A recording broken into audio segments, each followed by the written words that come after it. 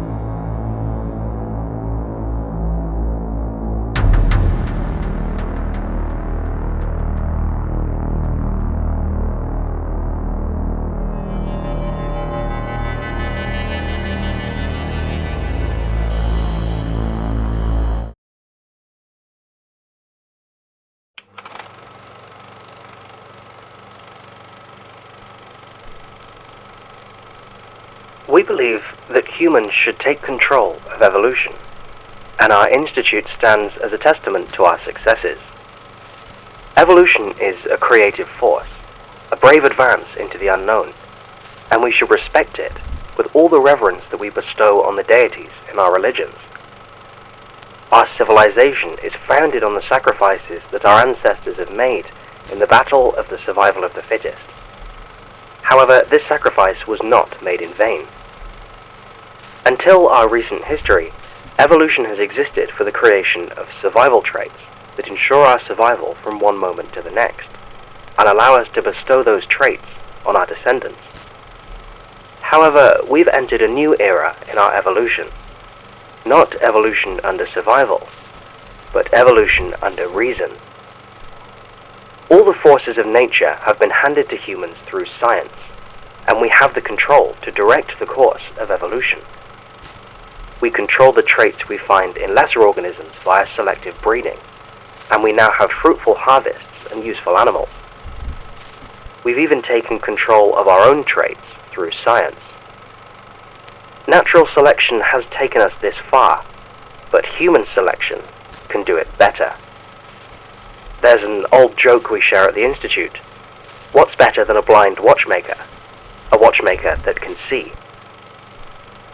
Take care to realize that humans are not separate from the natural world. We are the natural world and the result of natural evolution. But the fact that nature took this course should inform us about our purpose. Great thinkers from across the ages have debated the reason for humankind's existence. But the answer was obvious. We're here because nature handed us control over its creations. Thus, if humans deem an aberrant organism to be one that nature did not intend, then we speak with all the authority of the natural world itself. The Institute is just another branch of nature, another arm of evolution. Let the nihilists not mislead you with their tricks. We were created for a reason, and we have a purpose to fulfill. Your work at the Institute is this reason and this purpose.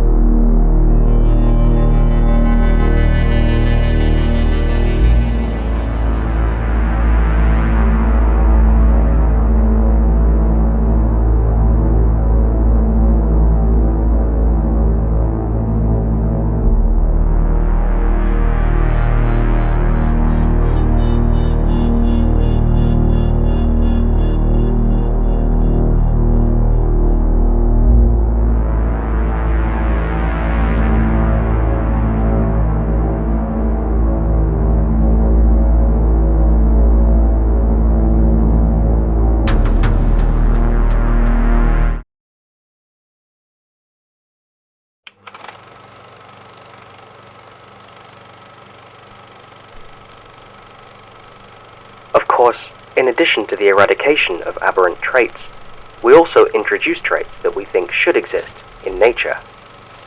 Thus, where the termination division exists to contain and eradicate traits, the experimentation division seeks to introduce them. The reasons for these introductions are many, and based on scientific research and genetic forecasting. But the main purpose is the advancement of human life into the infinite future. Some of the organisms we experiment on come from the stock of aberrant organisms we already find in nature.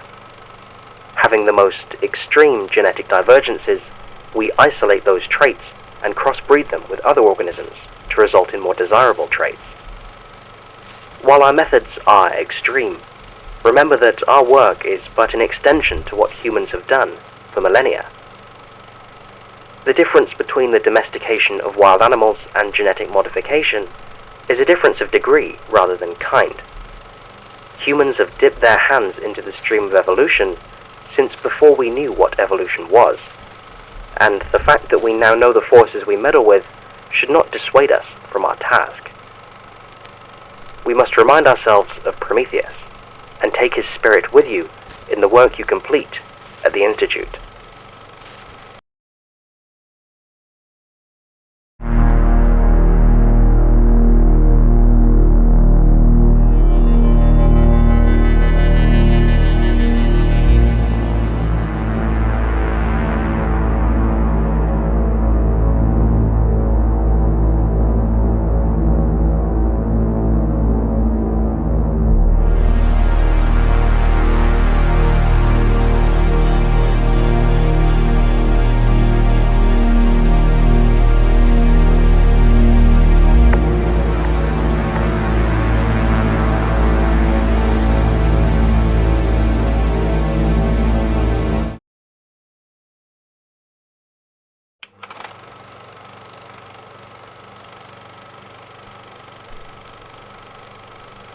We know, of course, that our task will not be completed in our lifetimes, or indeed a timescale that can be measured in terms of human lives. Evolution is measured on the genetic scale, which extends further than we can imagine. However, the work that is done here today will ensure the survival of the human race eons into the future, an infinite species in an infinite universe. So once more, thank you for the sacrifices you have made, and let's work to keep evolution on the right track.